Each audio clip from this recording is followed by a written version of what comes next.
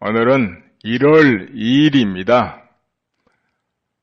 소식은 뒤편에 전해드리고 앞에 요즘 갑자기 또 대선 이런 이야기가 나오니까 오늘은 한교안 대행 그리고 반기문 씨 이 두 분을 한번 살펴볼까 합니다. 여러분과 같이. 우선 한교안 씨 살펴볼까요? 한교안 대행 여러분 요즘에 잘하고 있죠.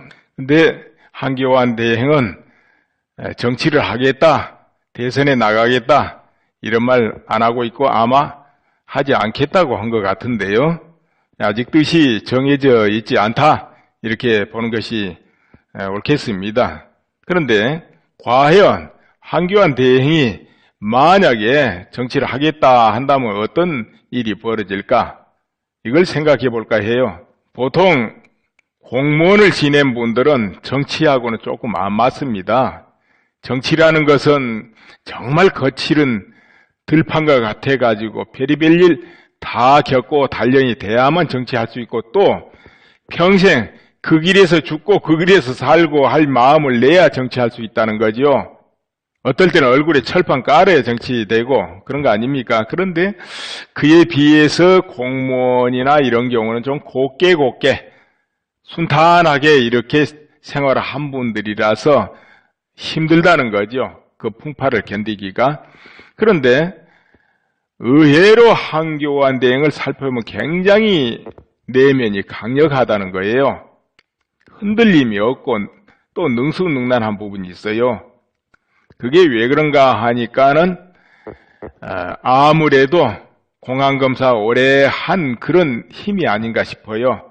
옛날에 고건 총리 같은 경우는 그냥 일반 공무원 했잖아요. 그런 경우는 곱게 참 순탄하게 사신 분이다 이렇게 봐야 되는데 아무래도 검사 그것도 공안검사이기 때문에 조금 아무래도 다르지 않겠는가 이런 부분이 있고 우선 용모로 보면 굉장히 곱고 그야말로 점잖합니다. 한국식 표현으로. 그래서 많은 사람들한테 호감을 줄 수 있는 그런 단정한 용모를 가지고 있습니다.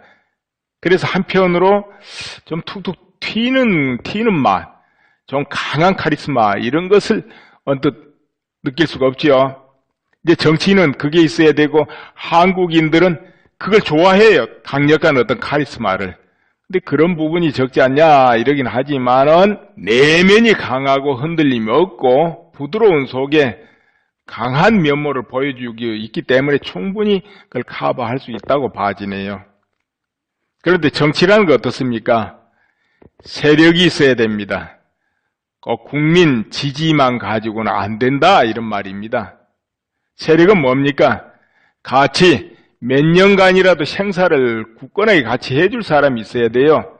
그 세력이. 그럼 한국은 어떤 세력이 형성되어 있느냐 하면은 우선 강력한 세력이 좌익 세력, 그 다음에 범보수 우익, 애국 세력이라도 좋고 우익 세력, 그리고 기독교 세력, 그 다음에 군부 세력 이렇게 꼽을 수 있습니다. 당장에 나서서도 정권을 바로 잡을 수 있는 그 세력을 말하는 겁니다. 그 나머지도 다 있지만 이제 그 안에 포함이 된다고 보면 돼요. 흩어져 있는 건 세력이 아니거든요. 결집이 돼 있어야 됩니다. 결집된 세력이 한국에는 그 정도 된다.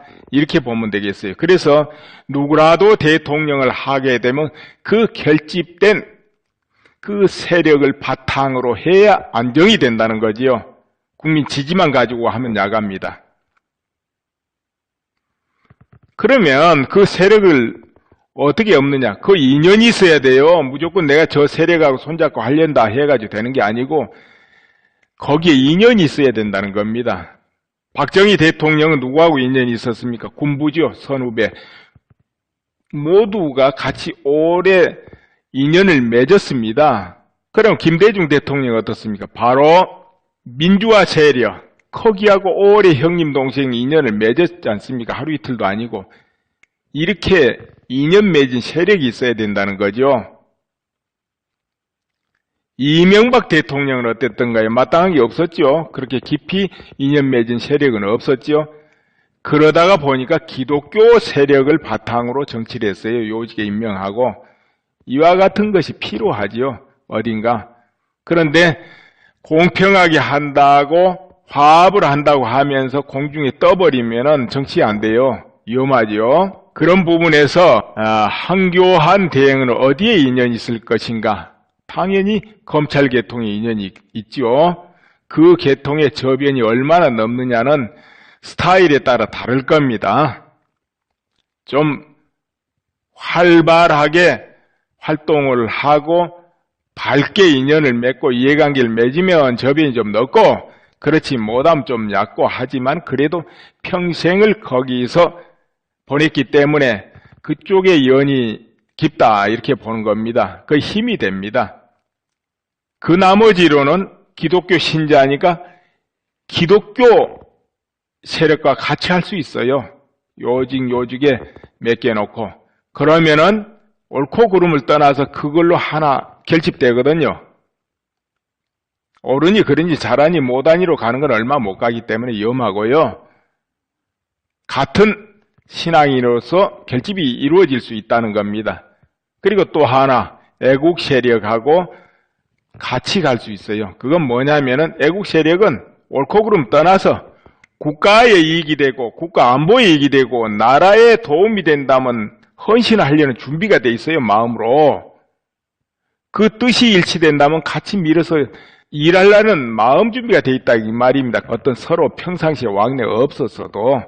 그래서 그 두 세력을 바탕으로 할 수 있는 그런 바탕이 됩니다. 그래서 큰 무리가 없을 것 같아요.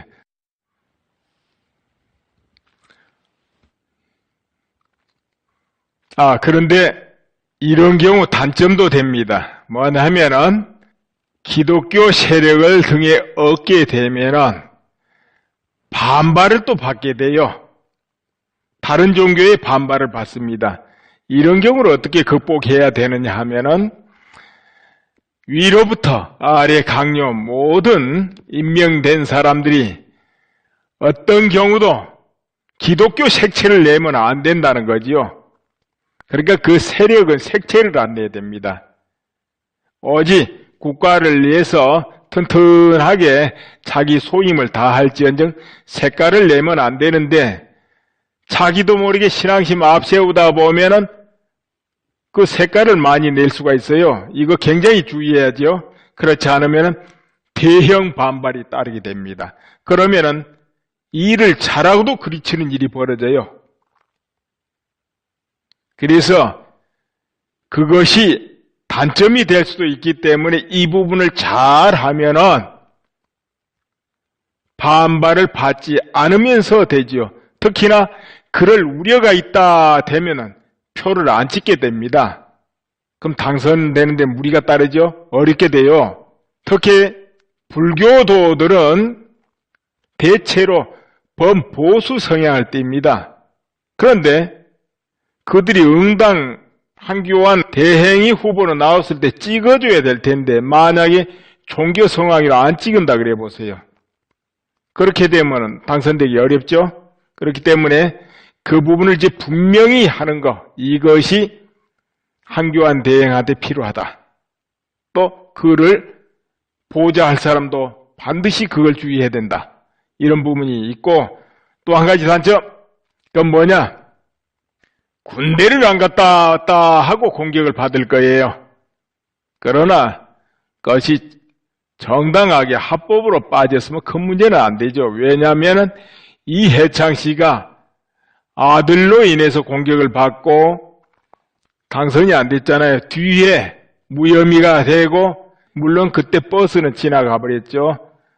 그래서 그런 사태 사건을 국민들이 잘 알기 때문에 그때와 같은 풍파는 일어나지 않을 것이다. 무사히 넘어갈 것이다. 이렇게 봅니다. 그럼 현재 인기가 없지 않냐 하지만은 그 인기는 삽시간입니다. 예전에 문재인 씨가 민주당의 대선 후보로 나왔죠. 그때 민주당입니까? 무슨 당입니까? 당이 여러 번 바뀌어서 좀 헷갈립니다. 그럴 때 대선 후보 될 때 어떻게 됐습니까? 갑자기 인기 올라가면서 된 거예요. 인기라는 건 만들면 됩니다. 또 국민이 필요에 의해서 선택하는 거라서요. 순간에 뒤집혀요.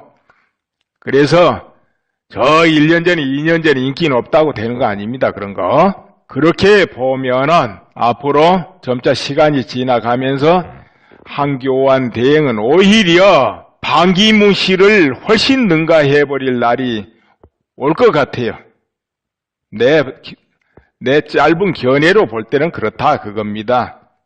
이제 그렇게 되려면은 현재 새누리당이 제대로 자리를 잡아야 되겠죠. 제대로 색깔을 분명히 하고 나라를 사랑하는 의원들이 더 똘똘 뭉치고 거기에 친박도 결집하고 나갈 사람 나가야 되겠지만 이렇게 딱 하고서 숫자가 적든 말든 외부 확장을 합니다. 외부 인사를 끌어들여서 좀 재탄생하는 모습을 국민 앞에 보여줍니다. 그러면 정당 지지도도 반드시 올라가고 작품이 되리라 봐져요. 상승작용을 같이 일으킬 것이다. 이렇게 봐지는 겁니다. 그러나 그렇게 되려면 새누리당이 친박이란 테두리도 좀 벗어나고 외에는 확장을 해가지고 재창당하는 모습을 보여주면서 이름이야 애국시민당 하든지 애국당 하든지 뭔 당을 하든지 그건 알아서 할 일이고요. 그렇게 하면은 기존 지지자들이 모두 결집을 하고 오히려 중도까지 흡수가 가능하다 이거죠. 그런데 중도를 흡수한다는 명분으로 좌클릭을 한다든지 중도 코스피를 한다든지 이러면 안 돼요. 그럼 집토끼도 놓쳐버려요. 산토끼, 집토끼.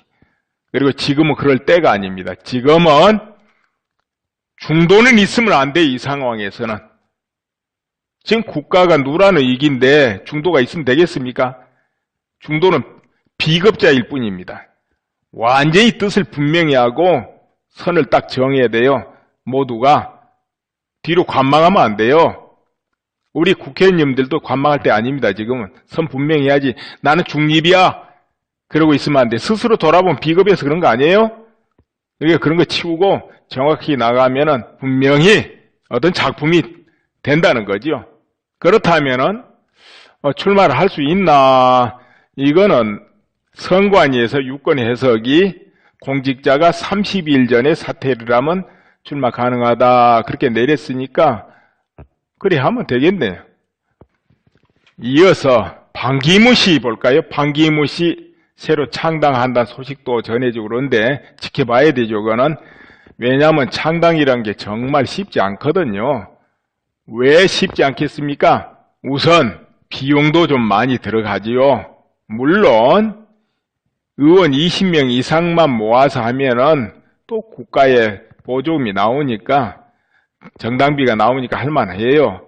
그러나 거기는 또 많은 당원도 있어야 되고 이제 대선 후보가 있어야 되는데 그거는 반기문 씨가 있으니까 됐고요. 그러하나 새로 정당을 만들어가지고 성공하기가 정말 어렵고 역대로 성공한 경우가 거의 없지요. 다 실패를 했거든요. 그래서 위원부담이 많고 국회의원분들도 신당 참여를 굉장히 조심조심 하는 이유들이 다 있습니다. 역대 사례를 볼 때도 그렇고 이러기 때문에 그래서 하면 해지겠지만은 성공의 여부는 쉽지 않다. 이렇게 평할 수가 있어요.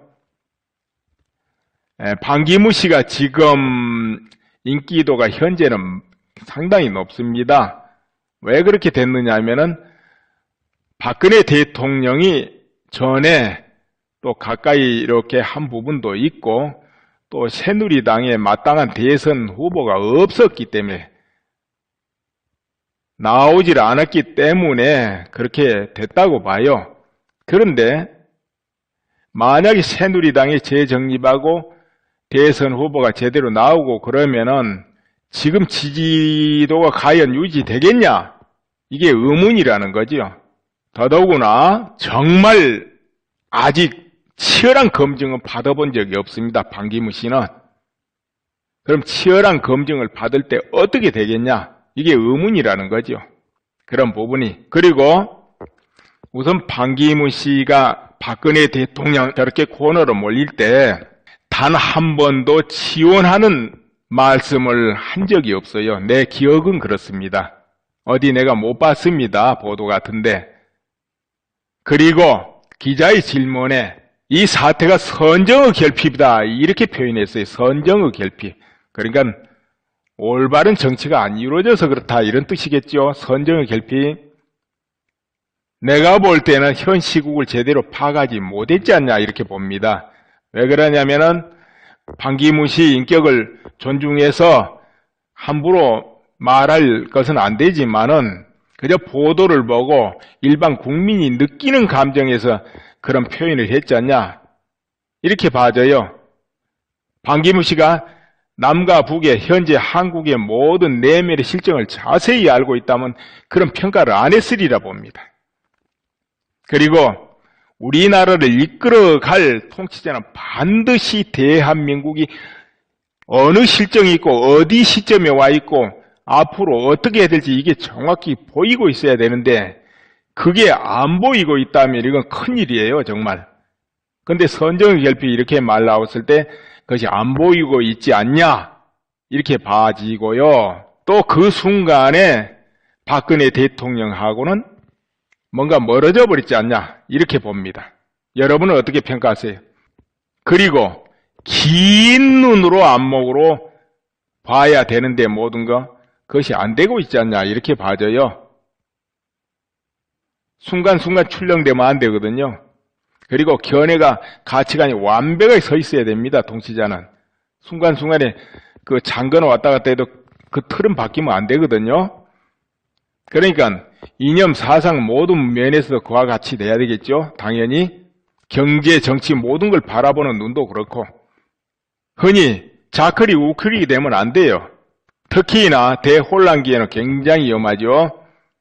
평화로울 때는 그래도 됩니다. 그러나 혼란기에는 정말 위험한 거죠. 과연 인기가 계속 유지될까 의문이 가고 만약 대선 후보로 나오면 어떻게 나올까? 신당 창당을 해서 나온다 하지만 조그만 당으로 대선 후보 나온다. 가망이 없죠. 그렇다면 적어도 현재 개보신당입니까? 비바 같이 해야 되지 않을까? 이렇게 봐져요. 더 나아가서 뭐 하면은 국민의당하고도 이렇게 영호남 이런 명분으로 이렇게 할 수가 있습니다. 근데 과연 국민의당하고는 비박하고는 어떨까요? 안 어울릴 게 없겠죠? 국민의당 입장에서는 과연 반기문 씨를 받아들일까요? 그것도 가능성이 있습니다. 왜 있느냐 하면은 사실 국민의당은 주요 결정마다 더민주와 같은 궤를 했어요. 평상시에는 아니다 서로 다투고 이런 모습도 보이고 또 의석수 확보를 치열하게 다투기도 하지만은 주요 순간에는 같이 합니다. 한 집안 같이. 그러면은 또 서로 대선 때 표를 갉아먹겠다 싶으면 또 단일화하자 이렇게 할 그런 입장이다 이거죠. 그런데 반기문 씨를 받아들인다? 왜 받아들이겠습니까? 받아들여서 반기문 씨가 당선돼도 나쁠 게 없잖아요. 왜냐? 충분하게 국민의당은 자기들이 바라는 것을 실천할 수가 있어요. 반기문 씨가 되면은 그 밑에서 모두 장악해서. 그러니까 나쁘지 않죠? 또 반기문 씨가 안 돼도 교수표를 뺏어와 가지고 문재인 씨가 당선된다 가정해보세요. 그래도 크게 나쁠 게 없다고 보는 거죠. 그럴 수 있기 때문에 영호남 합 이래 가지고 반기문 씨를 추대해서 할 수 있는 가능성이 열려 있다고 나는 봅니다.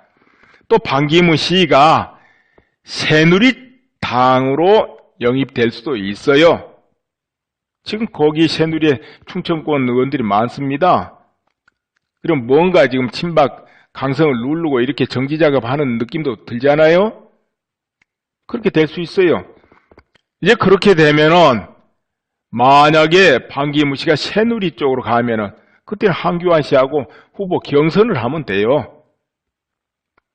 밖으로 가게 되면은 한교안 씨 단독으로 나가도 되고 아니면은 홍준표 씨가 나가도 되고 아니면 또 없으면 저 문창극 같은 분 영입해가지고 할 수도 있고 그렇다는 거지요. 비대위원장도 여차하면 문창극이나 이런 분 또 추대해도 된다고 내가 말씀드렸잖아요. 저번 편에 올린 것도. 이렇게 해나간데 문제는 이제 새누리 의원들이 어떤 결정을 하느냐 여기에 달려있다는 거죠. 새로 재창당 차원으로 모든 애국 인사를 이렇게 나라를 사랑하는 분들을 끌어들이면서 당을 외연을 확대해 나가면서 이렇게 하면 새누리에서 나온 대선 후보가 대선에 승리할 수 있고 또 총선에도 승리할 수 있고 보선도 승리할 수 있다. 네, 그렇게 본다는 것입니다. 여러분은 어떻게 보십니까? 지금까지 한교안 대행과 반기문 씨에 대해서 잠깐 언급을 했습니다만은 여기서 조금 보충을 한다면 한교안 대행이 대선에 출마하려면은 반드시 동기부여가 필요하지요. 그분은 애국심이 강하다. 이건 의심의 여지가 없어요. 여러 면으로 이렇게 볼 때. 그런데 내가 정치를 해야 될 동기가 분명해야 됩니다. 나의 일신을 위해서 정치한다. 부귀를 위해서 한다. 그러면은 그런 분은 안 하기가 쉽습니다. 그러나 이 혼란기에 내가 국가를 위해서 헌신해야 되겠다. 국가를 굳건하게 살려야 되겠다. 다른 거를 내가 희생하더라도 이런 굳건한 마음이 서면은 잘하리라고 봐집니다. 그런데 그런 마음이 없으면은 거칠은 그 정치에 뛰어들 수가 없는 거지요. 이제 이런 부분이 있고요. 반기문 씨에 또 덧붙인다면은 반기문 씨는 오랫동안 외교 무대에서 이렇게 살아온 분입니다. 정치하고 좀 성향이 아주 다른 거죠. 그리고 이분의 정치 철학이 뭘까? 의문을 많이 가집니다, 실제로. 그리고 기자가 새누리당에 입당하려는가 하는 식의 질문을 던진 게 있었죠. 그런데 반기문 씨는 정치는 혼자 한 것이 아니다 이러면서 발을 빼는 모습을 보입니다. 그러니까 이제 반기문 씨 성향이 여기 보이는데요. 관망을 하고 이렇게 하는 것입니다. 아무튼 그래서 재창당 쪽으로 마음을 이렇게 굳혔는지 모르지만 그건 지켜봐야 될 것 같습니다. 그래서 이런저런 걸 볼 때 과연 이 난국에 굳건하게 이 대한민국을 딱 바로잡고 나가실 수 있겠냐? 여기에 의문부가 붙어요. 자칫하면은 정권이 좌로 넘어간 것 같은 그런 형국이 되지도 않을까? 될 수 있지 않을까? 이런 의문이 생깁니다. 물론 그분이야 그런 마음이 아니겠지만 이건 정말 선을 분명히 할 때거든요. 목숨 걸고 애국심으로 무장하고 나라를 굳건히 지켜야 되는 시점이 됐기 때문에 이런 말씀 드리는 겁니다. 두 분에 대한 말씀은 이걸로 끝내고요. 이 두 부분, 지금 두 분을 이렇게 대충 평가를 한번 해봤어요. 우리 국민들이 또 알아서 판단을 하시겠죠. 지금부터는 간단 소식을 알려드릴까 합니다. 먼저 탕기국, 지금 탕기국이라는 것은 태극기 시위를 주도하는 단체입니다. 여기에서 장민성 씨가 보신각 그쪽에서 폭행을 당했어요. 그래서 지금 고발을 해놓고 그런 것 같은데요. 여기 장민성 씨 인터뷰가 나왔네요. 그 뭐냐면 이 장민성 씨는 대사모 대표인데 31일 날 보신각 타종 행사 쪽에 갔다가 망치로 얻어맞은 것 같아요. 이렇게 말해놨네. 태극기와 떼촛불 행렬이 한테 뒤엉키면서 혼자 고립된 상태에 있었다. 그러니까 그 총각에 접근하면서 그렇게 됐는가 봐요. 탕기국 홍보 차량 안에 있었는데 밖에서 북조선 혁명 완성, 인민공화국 만세, 이석기 석방 등을 외치는 목소리가 들려 차 밖으로 나왔다. 아마 그때 행렬들이 그걸 외치고 있었는가 보죠. 그런데 촛불 집회 참가자들로 추정되는 사람들이 내게 다가와 일당 얼마 받고 나왔느냐 시비를 걸었다. 상대를 안 하고 차량에 들어가려는데 뒤에서 누군가가 저놈 장민성이다, 저놈 죽여라고 외쳤다는 거죠. 그리고 나서 차 유리가 깨지고 끌려 나와서 온몸 구토당하고 망치를 막다가 보니까 팔이 다치고 그리고 폭행을 막 했다는 거죠. 여러 사람이. 어두우니까 누가 했는지 알 수도 없는 거겠죠. 주변에 교통경찰이 있었는데 처음에 제지를 하지 않다가 차 유리창이 깨지고 집단 폭행을 하니까 다가와 가이드를 막아선 것 같다. 이렇게 인터뷰를 했네요. 이런 경우는 그 주변에 카메라가 수도 없이 있었을 테니까 경찰이 수사를 하면은 그 누가 폭행하고 이런 건 다 결국 드러나고 또 체포할 수 있겠지요. 그러나 당사자는 그 상황에서 누가 누군지 모르겠죠. 이것이 31일 날 일어난 사건의 하나입니다.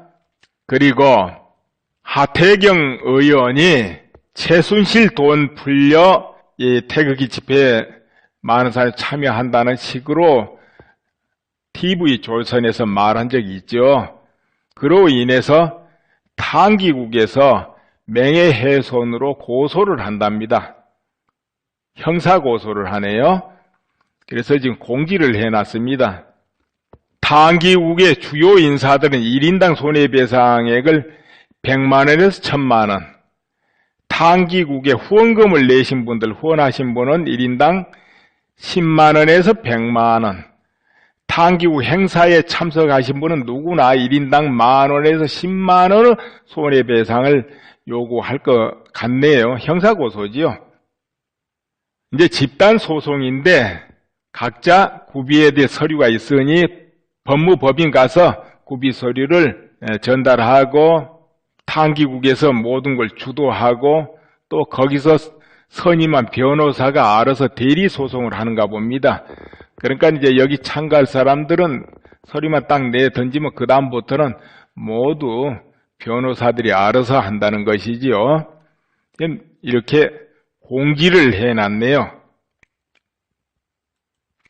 그리고 1월 7일 날 8차 박근혜 대통령 탄핵 무효 태극기 집회가 어디서 열리느냐 하면은 강남 무역센터 앞에서 열린답니다. 지금 시간이 나와봐야 알겠지만 또 2시부터 이렇게 하려는지 모르겠네요. 저번에 시청 앞에 하듯이. 근데 아직 시간은 확실치 않고요. 그런데 그때 개신교 목사님들 1000여 명이 목회자 복장하라고 앞장선다고 그래요. 그리고 2000여 명의 성가대도 뒤를 따른다고 그럽니다. 곧 이 말은 개신교에서 정식으로 탄핵무효 대열에 동참했음을 의미하는 겁니다. 또 일설에는 스님네들 1000명도 참여한다 이런 말도 있지만은 그건 확인은 안 되네요. 그리고 31일 날도 그때 시청 앞 행사 때 해병대 전국 총연맹입니까? 거기서 시국선언이 있었다고 하죠. 그리고 그 전날은 ROTC 19만 장교단이 시국선언을 했고요. 이렇게 속속 뜻을 발표하고 있습니다. 근데 이 종교가 굉장히 어떤 사태에 민감합니다. 왜 그런 줄 아세요? 이것이 안보와 직결된다 하고 어떤 자경 세력의 움직임이 감지된다 하면 종교는 굉장히 민감해요. 종교 세력들은. 과거 역사 때문에 그렇습니다. 과거 역사에 종교와 종교끼리 전쟁을 하기도 하고 또는 박해를 받기도 하고 그런 경우가 많이 있었죠. 그런데 가장 처절하게 그야말로 뿌리가 뽑힐 정도로 박해를 받은 경우는 바로 공산주의였습니다. 공산주의가 횡행할 때. 그거는 러시아, 중국, 북한 세계 각지에서 그랬어요. 아주 뿌리를 뽑아내다시피 한 거지요. 처형하고 맞고 부수고. 그러니까 그 전에 어떤 박해 전쟁도 그에 미치는 경우는 없었지요. 불교도 보면은 나라가 위태하면 호국불교 해가지고 들고 일어나지 않습니까? 근데 조선조에 그렇게 박해를 받았어도 임진왜란 때 승병들 활약이 엄청났죠. 서산대사, 사명대사를 중심으로 그와 같이 호국불교 기상을 드높였는데 그 조선조에도 얼마나 박해를 받았습니까? 그러나 다 부시고 없애고 그러지는 않았죠. 그렇지만은 공산주의가 판치는 나라에서는 아주 그냥 뿌리가 다 빠져버린 거예요. 부시고 처형하고 막고 해서. 그렇기 때문에 정말 국가안보 등이 분위기에 연결된다면 종교는 들고 일어날 수밖에 없게 돼 있어요. 오늘 마치겠습니다. 감사합니다.